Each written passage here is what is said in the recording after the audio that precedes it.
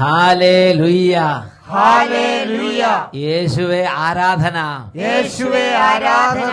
ഒരു വ്യക്തിയുടെ അനുഭവം ശ്രദ്ധിച്ചുകൊണ്ട് ഇന്നത്തെ ശുശ്രൂഷകളിലേക്ക് നമുക്ക് പ്രവേശിക്കാം. ഞാൻ എടപ്പള്ളിയിൽ നിന്ന് വരുന്നു. എൻ്റെ മകന് വേണ്ടി സാക്ഷ്യപ്പെടുത്താനാണ് വന്നിരിക്കുന്നത്. എൻ്റെ മകൻ ബിടെക്കിന് നാഗർകോവിൽ പഠിച്ചിരുന്നപ്പോൾ ഹോസ്റ്റലിൽ 3-ാം നിലയിൽ നിന്ന് താഴെ വീണ് കാലിൻ്റെ ഉപ്പൂറ്റി പിളർന്ന് 3-ാം നിലയിൽ താഴെ വീണു. 3-ാം നില നിലത്തേക്ക് അങ്ങോട്ട് നേരെ തലകുത്തി വീണു. തലകുത്തിയല്ല, നിലത്തേക്ക് അങ്ങോട്ട് വീണു. കാലിൻ്റെ ഉപ്പൂറ്റി പിളർന്ന് പൊടിഞ്ഞ് എല്ലുകളൊരു ഡോക്ടർ പറഞ്ഞത് എല്ലുകളൊരു ചാക്കിൽ വാരി എടുക്കാൻ പറ്റിയ ഒരു അവസ്ഥയിലാണെന്ന് പറഞ്ഞത്. അടിച്ചു കൂട്ടി ചാക്കിനകത്ത് തൂക്കി എടുത്തിട്ട് പോകാം. തലയടിച്ചു കൊണ്ടിട്ട് ഓർമ്മയും ഇല്ലായിരുന്നു. ബ്ലഡ് തലയടിച്ചു. അപ്പൊ ഞാൻ പറഞ്ഞു ശരിയാണ്. തലയടിച്ചത് ബോധം പോയി. മറ്റേ അരയിൽ ഒടിഞ്ഞിട്ട് കേറിപ്പോയി. പിന്നെ ബ്ലഡ് മുഴുവൻ പോയി. കുറെ നേരം കഴിഞ്ഞിട്ടാണ് അവനെ കണ്ട്. ഉപ്പൂറ്റിയൊക്കെ കാലിന്റെ സ്ഥിതി, ഉപ്പൂറ്റിയൊക്കെ പിളർന്ന് എങ്ങനെയാ? ഉപ്പൂറ്റിയുടെ പിറകു ഭാഗം പിളർന്നിട്ട് പൊടിഞ്ഞ് ബ്ലഡൊക്കെ പുറത്തോട്ട് പോയപ്പോ എല്ലും അതോടൊപ്പം പോയി. എന്നിട്ട് ഈ ഇത് കേട്ട ഉടനെ തന്നെ ഞാൻ സഹ്യോൻ ധ്യാന കേന്ദ്രത്തിലേക്ക് വിളിച്ചു പറയുകയും പ്രാർത്ഥനാ സഹായം ആവശ്യപ്പെടുകയും രോഗികളുടെ നാഥൻ വെച്ച് എല്ല് പൊടിഞ്ഞ് രക്തത്തിൽ കൂടെ ഒഴുകിപ്പോയി. ചിന്തിച്ചു, എല്ല് അത്രയും അങ്ങോട്ട് ക്ഷതമേറ്റ് എല്ല് പൊടിഞ്ഞാൽ നഷ്ടപ്പെട്ടു പോയി. എന്നിട്ട് അപ്പൊ ഡോക്ടർമാരെന്ത് പറഞ്ഞു? ഇത് നടക്കാൻ സാധ്യതയില്ലെന്നും ഓർമ്മ തിരിച്ചു കിട്ടുമെന്ന് സംശയമാണെന്നും വീണത്. അപ്പൊ ഞാൻ അപ്പൊ തന്നെ സെക്യൂരിലോട്ട് വിളിച്ച് പ്രാർത്ഥനാ സഹായം ആവശ്യപ്പെടുകയും രോഗികളുടെ നാഥൻ ആ നിമിഷം തുടങ്ങി. എന്റെ രോഗികളുടെ നാഥൻ ഇതാണോ? അതെ, ഇത് അങ്ങോട്ട് വായിക്കാൻ തുടങ്ങി. ആ നിമിഷം തുടങ്ങി. എൻ്റെ മകൻ കുത്തി നടക്കണ വരെ ഞാൻ ഇത് മുടങ്ങാണ്ട് ഒരു ദിവസം പോലും മുടങ്ങാണ്ട്. എൻ്റെ മകന് കാലിത് വേണം, എൻ്റെ മകൻ നടക്കണം. കാലുണ്ടോ, അസ്ഥിയുണ്ടോ, ഉപ്പുറ്റിയുണ്ടോ, ഇതൊന്നും വിഷയമല്ല, നടക്കണം. ഇതാണ് പറയുന്നത്. ഉപ്പുറ്റിയൊന്നും വിഷയമല്ല, നടക്കണം. അങ്ങനെ ഇതങ്ങോട്ട് അതുവരെ പ്രാർത്ഥിക്കും എന്ന് പറഞ്ഞ് ഇതങ്ങോട്ട് മുറുകെ പിടിച്ചങ്ങോട്ട് പ്രാർത്ഥിക്കാൻ തുടങ്ങി. 7-ാം ദിവസം അവന് ഓർമ്മ തിരിച്ചിട്ട് 3 മാസം കഴിഞ്ഞപ്പോൾ ഉപ്പൂറ്റി കുത്തി നടക്കാനും തുടങ്ങി.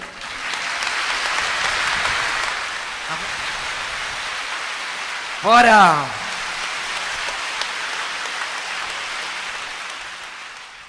ഹല്ലേലൂയ, ഹല്ലേലൂയ. യേശുവേ ആരാധന, യേശുവേ ആരാധന. പ്രിയപ്പെട്ട സഹോദരങ്ങളെ, ഈ നിമിഷങ്ങളിൽ എഴുന്നേറ്റ് നിന്ന് നമുക്ക് പ്രാർത്ഥിക്കാം. കുട്ടികളും യുവതിയുവാക്കന്മാരും കുടുംബനാഥന്മാർ, കുടുംബനാഥകൾ, വൈദികർ, സിസ്റ്റേഴ്സ്, വൈദിക വിദ്യാർത്ഥികൾ, ഇങ്ങനെ എല്ലാ ജീവിതാന്തസ്സുകളിൽപ്പെട്ടവർ, വിവിധ പ്രായക്കാർ, വിവിധ രാജ്യക്കാർ, വിവിധ തരത്തിലുള്ള അവസ്ഥകളിരിക്കുന്നവർ, ജോലിയുള്ളവർ, ജോലി ഇല്ലാത്തവർ, രോഗികൾ, ജോലിക്ക് തടസ്സമുള്ളവർ, പഠിക്കാൻ തടസ്സമുള്ളവർ, ഒന്നറം കിട്ടാൻ വേണ്ടി പ്രാർത്ഥിച്ചുകൊണ്ടിരിക്കുന്നവർ, ഇങ്ങനെ എല്ലാ അവസ്ഥകളുള്ളവർ ഒരുമിച്ച് കൂടിയിരിക്കുന്ന വലിയ ഒരു സമൂഹമാണിത്. ഈ സമയത്ത് ആരെല്ലാം ഹൃദയം നുറുങ്ങി പ്രാർത്ഥിക്കുന്നു? ഹൃദയം നുറുങ്ങിയവർക്ക് കർത്താവ് സമീപസ്ഥനാണ്. മനം ഉരുകിയവരെ അവിടുന്ന് രക്ഷിക്കുന്നു. ജോയേൽ പ്രവചനത്തിൽ 2-ാം അധ്യായത്തിൽ 29-ാം തിരുലിഖിതം, ആ നാളുകളിൽ എൻ്റെ ദാസന്മാരുടെ മേലും എൻ്റെ ദാസിമാരുടെ മേലും എൻ്റെ ആത്മാവിനെ ഞാൻ വർഷിക്കും. വചനമേറ്റു പറയാം.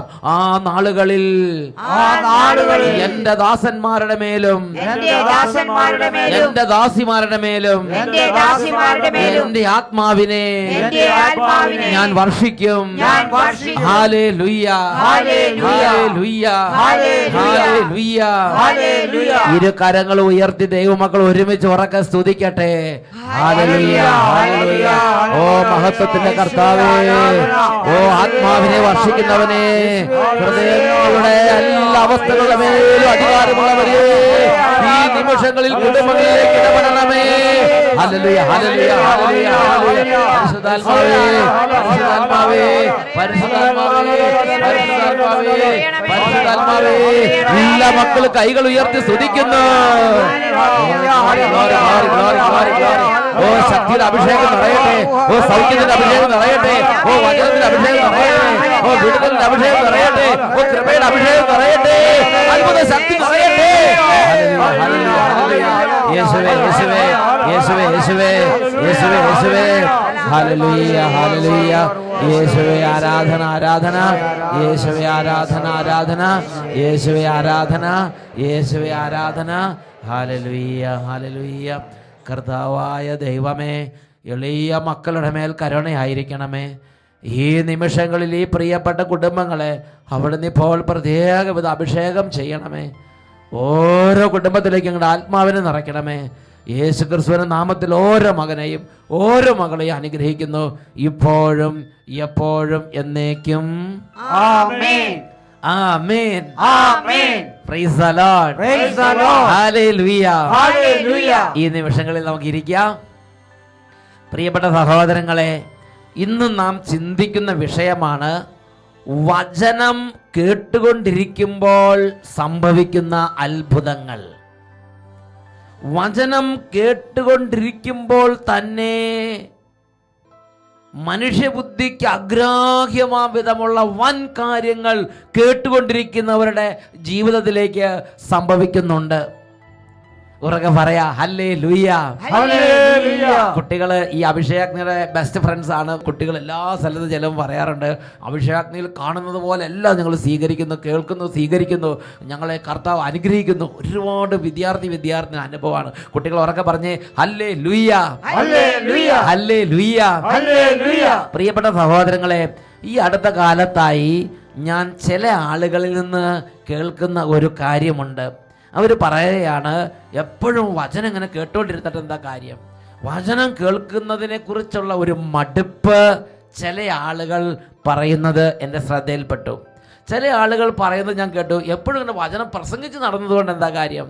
വചനം പ്രസംഗിക്കുന്നത് കുറച്ചൊക്കെ ചെയ്താൽ പോരെ?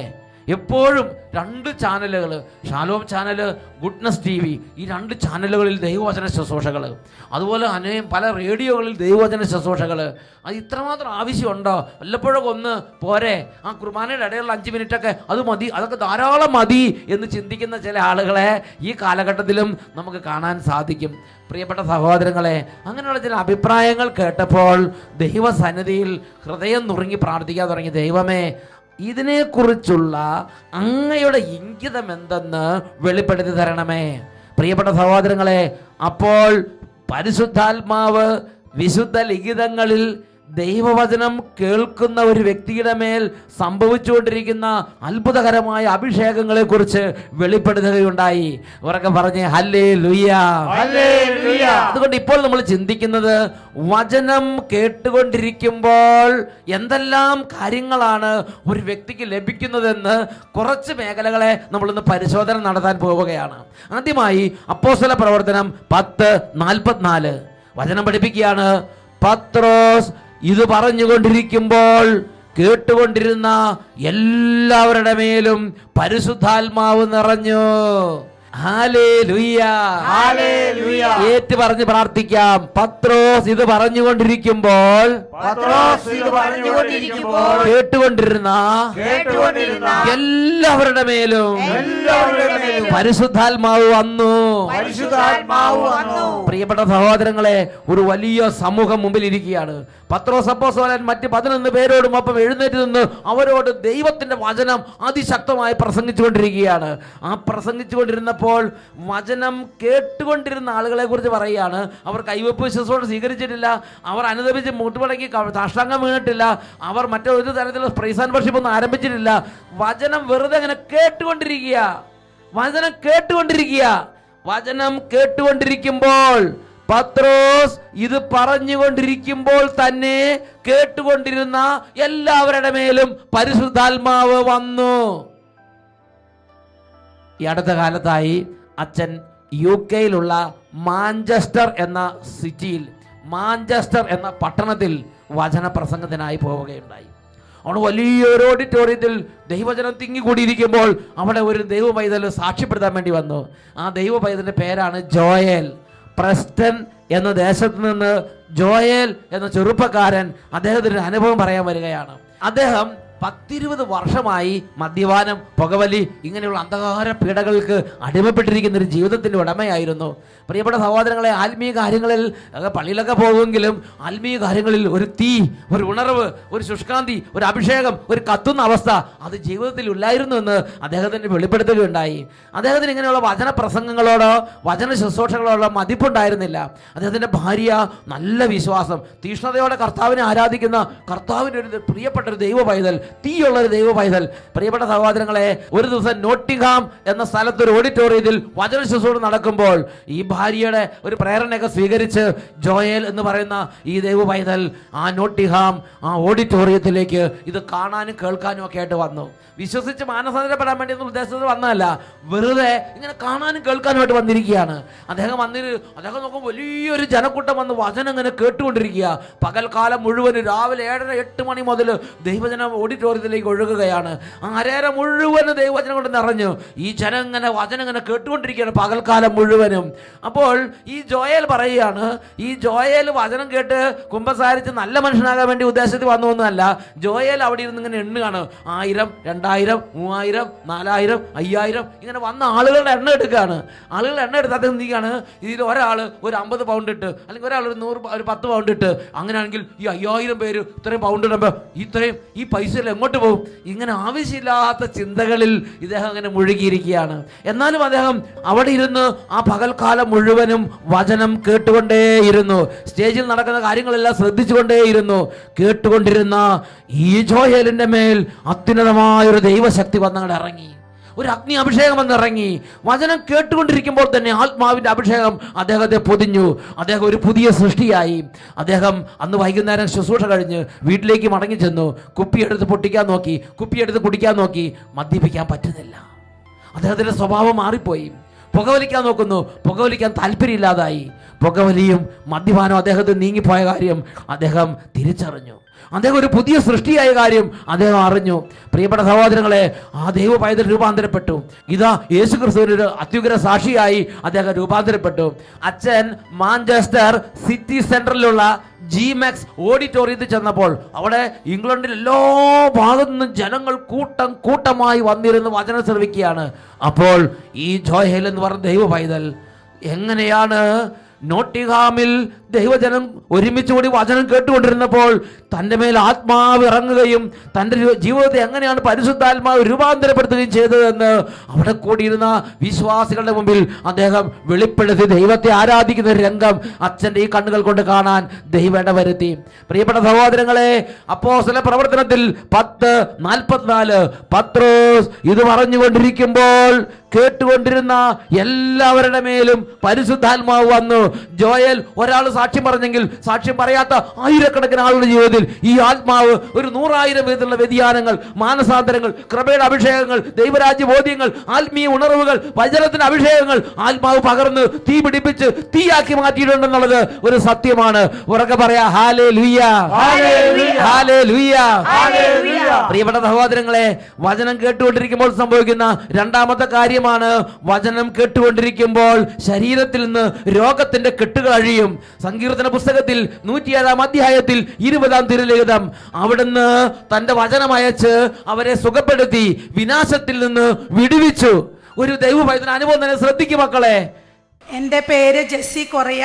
ഞാൻ പച്ചാളത്ത് ചാത്യാത്ത് ഇടവകയിൽ നിന്നാണ് വരുന്നത്. 2012 ജൂൺ മാസം 20-ാം തീയതി ഡ്രൈവിംഗ് പരിശീലനത്തിനിടെ ഞാൻ ഓടിച്ചിരുന്ന ബൈക്ക് മീഡിയനിൽ ഇടിച്ച് എൻ്റെ മുട്ടുകാല് തകർന്നു പോയി.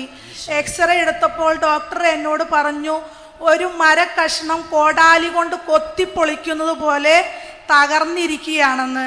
ഭയങ്കര ബുദ്ധിമുട്ടിയാണ് ഞാൻ എൻ്റെ ആൻറ്റിയുടെ കയ്യിൽ പിടിച്ച് ഒരു ക്രച്ചസും കയ്യിൽ പിടിച്ചാണ് ഇവിടെ വന്നത്. ഇത് പിടിച്ചിട്ട് എന്നിട്ടാണ് ഒരു വിധത്തിൽ ഇവിടെ എത്തിയത്. ഇവിടെ വന്ന് ശനിയാഴ്ച അച്ഛൻ എസെക്കിയേലിന്റെ പുസ്തകത്തിൽ അസ്ഥികളുടെ താഴ്വരയുടെ ക്ലാസ് എടുത്തുകൊണ്ടിരിക്കുമ്പോൾ പറഞ്ഞു, ഉണങ്ങിയ അസ്ഥികളെല്ലാം ഒരുമിച്ച് കൂടി കിരുകിരാ ശബ്ദമുണ്ടായെന്ന്. ആ സമയത്ത് ഞാൻ എൻ്റെ കാലുകൾ നിവർത്തി നോക്കുമ്പോൾ എൻ്റെ മുട്ടുകളെല്ലാം കടകടാന്നിങ്ങനെ ഒടിയുന്നത് പോലത്തെ ഒരു അനുഭവം എനിക്കുണ്ടായി. അതിനുശേഷം ആരാധനയിൽ അച്ഛൻ വിളിച്ചു പറഞ്ഞു, ഒരു മകളുടെ മുട്ടുകാലുകൾ തകർന്നിരിക്കുന്ന മകളെ കർത്താവ് സുഖപ്പെടുത്തുന്നു. അതോടൊപ്പം തന്നെ നടക്കുമ്പോൾ മുമ്പോട്ടും പുറകോട്ടും കാല് പോകുന്ന അവസ്ഥയായിരുന്നെന്ന്. ഇപ്പോൾ എനിക്ക് ക്രച്ചസ് ഇല്ലാതെ നടക്കുവാനായിട്ട് ദൈവം അനുഗ്രഹിച്ചിരിക്കുന്നു. യേശുവേ നന്ദി, യേശുവേ സ്തോത്രം. പ്രിയപ്പെട്ട സഹോദരങ്ങളെ, വചനം കേട്ടുകൊണ്ടിരിക്കുമ്പോൾ തന്നെ ഇതുപോലെ സംഭവിക്കുകയാണ്. പ്രഭാഷകന്റെ പുസ്തകത്തിൽ 42-ാം അധ്യായത്തിൽ 15-ാം തിരുലിഖിതത്തിൽ പഠിപ്പിക്കുകയാണ്, അവിടുന്ന് തൻ്റെ പ്രവൃത്തികൾ വചനം അയച്ച് നിർവഹിക്കുന്നു. വചനം കേട്ടുകൊണ്ടിരിക്കുമ്പോൾ തന്നെ കർത്താവ് ദൈവജനത്തിന് ചെയ്യാനുള്ള കാര്യങ്ങൾ ചെയ്യുകയാണ്. ഉറക്കെ പറയാ ഹല്ലേലൂയ, ഹല്ലേലൂയ, ഹല്ലേലൂയ, ഹല്ലേലൂയ. പ്രിയപ്പെട്ട സഹോദരങ്ങളെ, ഞാൻ ചിന്തിക്കുകയാണ്, ആ സമയത്ത് ആ വചനം കേൾക്കാൻ ആ സഹോദരി അവിടെ ഇല്ലെങ്കിൽ ആ സഹോദരിക്ക് വേണ്ടി ദൈവം ഒരുക്കിയ വലിയൊരു പദ്ധതി ക്ലോസ് ആയിപ്പോയി. അല്ലെങ്കിൽ ജോയേൽ എന്ന് പറയുന്ന ദൈവ പൈതൽ ആ വചനം പ്രഘോഷിക്കപ്പെടുന്ന സമയത്ത് അത് വചനം കേൾക്കാൻ വേണ്ടി അവിടെ ഇല്ല. അതൊക്കെ എനിക്കറിയാം, ഞാൻ ബൈബിളിൽ വായിച്ചോളാം, അത് ഞാൻ ധ്യാനിച്ചോളാം, അത് ഞാൻ ഒറ്റയ്ക്ക് ഇരുന്നോളാം, അങ്ങനെ ചിന്തിച്ച് വചനം പ്രഘോഷിക്കപ്പെടുന്ന സമയത്ത് ആ പ്രഘോഷിക്കപ്പെടുന്ന സ്ഥലത്തേക്ക് വന്ന് കേട്ടില്ലായിരുന്നുവെങ്കിൽ ആ മാനസാന്തരത്തിൻ്റെ ഒരു വലിയ ദൈവിക ഇടപെടൽ അവിടെ അത് നടക്കാതെ പോകുമായിരുന്നില്ലേ? പ്രിയപ്പെട്ട ദൈവമക്കളെ, നമ്മുടെ പട്ടണത്തിൽ വചന പ്രഘോഷണങ്ങൾ നടക്കുമ്പോൾ, നമ്മുടെ ഇടവക ദേവാലയത്തിൽ വചന ശുശ്രൂഷകൾ നടക്കുമ്പോൾ, നമ്മുടെ ദേശത്ത് ദൈവരാജ്യത്തിൻ്റെ വചനങ്ങൾ പ്രഘോഷിക്കപ്പെടുമ്പോൾ, അത് എന്നേക്കാൾ പ്രായം കുറഞ്ഞ ആളാ, അതല്ലെങ്കിൽ അദ്ദേഹത്തെക്കാൾ എനിക്ക് കൂടുതൽ അറിയാം, ഞാൻ അതിനേക്കാൾ തിയോളജി പഠിച്ചിട്ടുണ്ട്, അങ്ങനെ ചിന്തിച്ചിരിക്കുന്നത് നമുക്ക് ഭൂഷണമല്ല.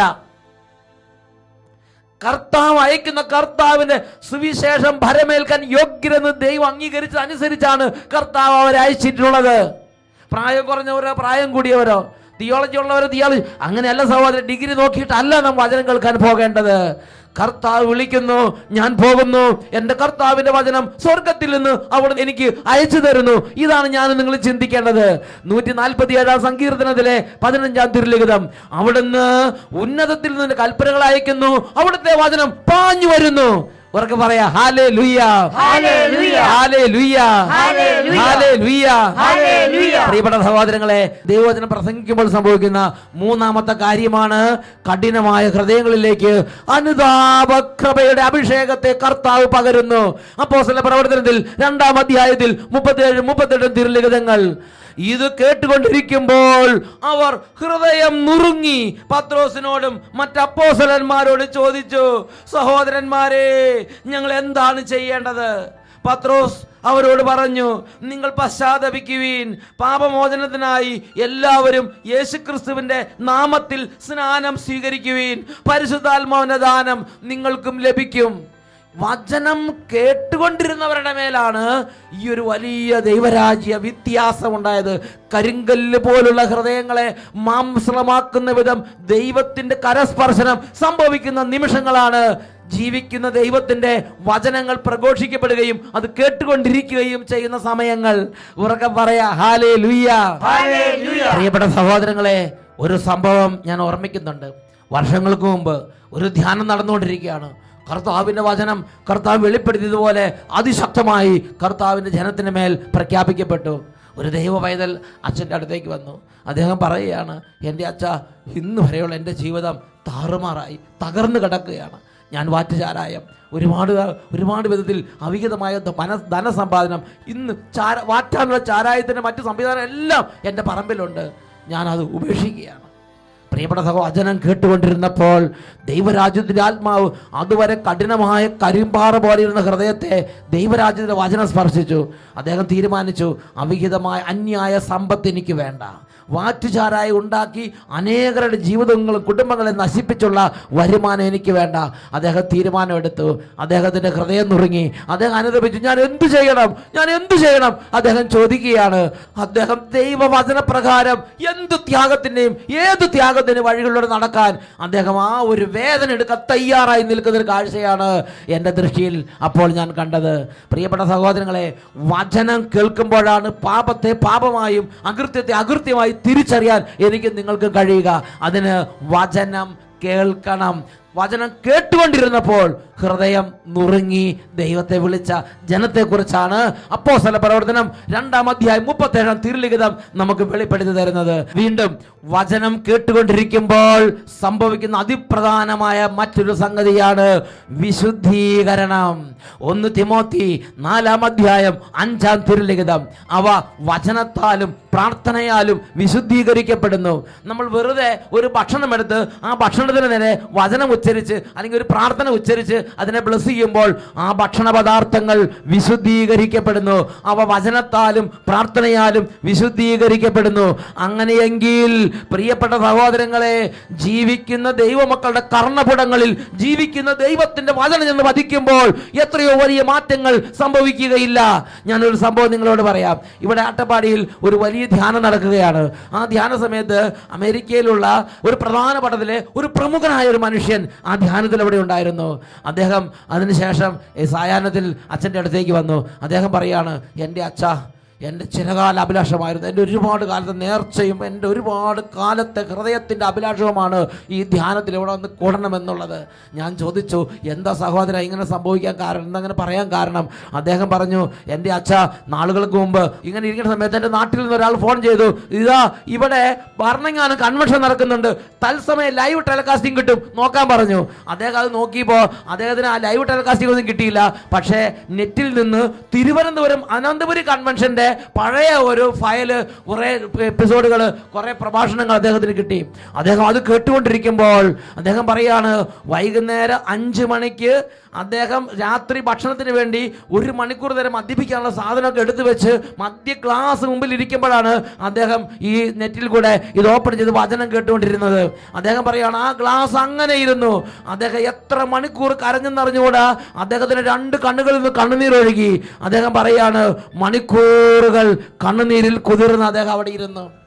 പ്രിയപ്പെട്ട സഹോദരൻ, എടുത്തു വെച്ച ഭക്ഷണങ്ങളും എടുത്തു വെച്ച പാനീയങ്ങളും എടുത്തു വെച്ച മദ്യക്കുപ്പികളും അങ്ങനെ ഇരുന്നു. ഒഴിച്ച ഗ്ലാസ്സിലെ മദ്യം അങ്ങനെ ഇരുന്നു.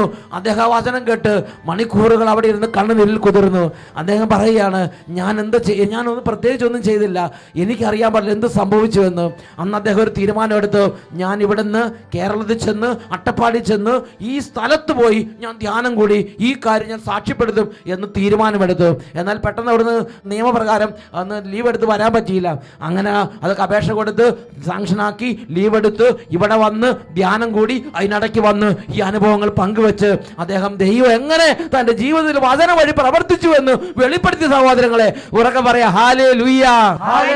പ്രിയപ്പെട്ട സഹോദരങ്ങളെ, നമുക്ക് ചാടി എഴുന്നേൽക്കാം.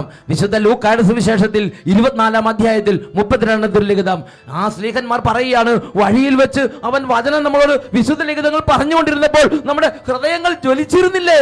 മന്ദതയിൽ ആണ്ടുപോയ ഹൃദയത്തെ ജ്വലിപ്പിക്കാനുള്ള അഗ്നിയാണ് തിരുവചനങ്ങൾ. 2 കരങ്ങൾ നന്നായിട്ട് ഉയർത്തിപ്പിടിക്കാം. ഇപ്പോൾ ഒരുപാട് മന്ദതയിലും ഒരുപാട് പാപത്തിലും ഒരുപാട് തരത്തിലുള്ള വെറുപ്പിലും വൈരാഗ്യത്തിലും ഒരുപാട് അന്ധകാരത്തിലും പിശാചിന്റെ കെട്ടിലും ഭാരത്തിലും അന്ധകാരത്തിലിരിക്കുന്നവരാണോ? വിടുതലുണ്ട്. കൈകൾ ഉയർത്തുന്നു, ഉറക്കെ സ്തുതിക്കട്ടെ. ഹല്ലേലൂയ, ഹല്ലേലൂയ. ഓ അത്ഭുത ശക്തി, ഓ ദൈവവചനമാവുന്ന അത്ഭുത ശക്തി, ഓ സ്വർഗത്തിന്റെ ശക്തി, ഓ വിടുതലിന്റെ ശക്തി, സൗഖ്യത്തിന്റെ ശക്തി ഇപ്പോൾ വ്യാപരിക്കുന്നു. Glory, glory, glory, glory, glory. ഓ വചനത്തിന്റെ ശക്തിയാൽ കോട്ടകൾ, അന്ധകാര കോട്ടകൾ പോരട്ടെ. Glory, glory, glory, glory, glory, glory. ഹല്ലേലൂയ, ഹല്ലേലൂയ. ഓ അത്ഭുത ശക്തിയായ വചനമേ, ഓ വിടുതലിന്റെ വചനമേ, ഓ ജീവൻ നൽകുന്ന വചനമേ, പുനഃസൃഷ്ടിക്കുന്ന വചനമേ, നിറയണമേ, നിറയണമേ. ഹല്ലേലൂയ, ഹല്ലേലൂയ. യേശുവേ ആരാധന, ആരാധന. യേശുവേ ആരാധന, ആരാധന. ഹല്ലേലൂയ, ഹല്ലേലൂയ. യേശുവേ ആരാധന, യേശുവേ ആരാധന, യേശുവേ ആരാധന, യേശുവേ, യേശുവേ. ഹല്ലേലൂയ, ഹല്ലേലൂയ. വിശുദ്ധ യോഹന്നാന്റെ സുവിശേഷം 6-ാം അധ്യായം 63-ാം തിരുലിഖിതം. ആത്മാവാണ് ജീവൻ നൽകുന്നത്, ശരീരം ഒന്നിനും ഉപകരിക്കുന്നില്ല. ഞാൻ നിങ്ങളോട് പറഞ്ഞ വാക്കുകൾ ആത്മാവും ജീവനും തന്നെ.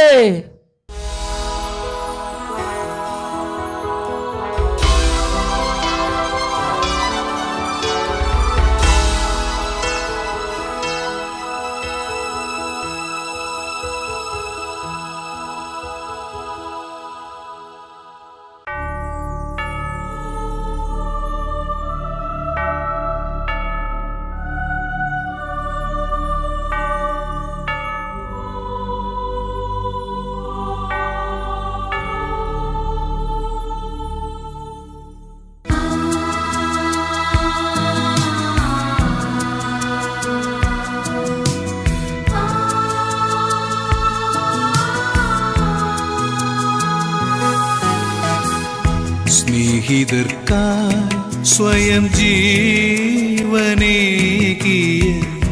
നിത്യമാം സ്നേഹമേ ആരാധന. അപ്പമായെന്നും കൂടെ വാഴുന്ന ദൈവമേ നിനക്കെന്നും ആരാധന.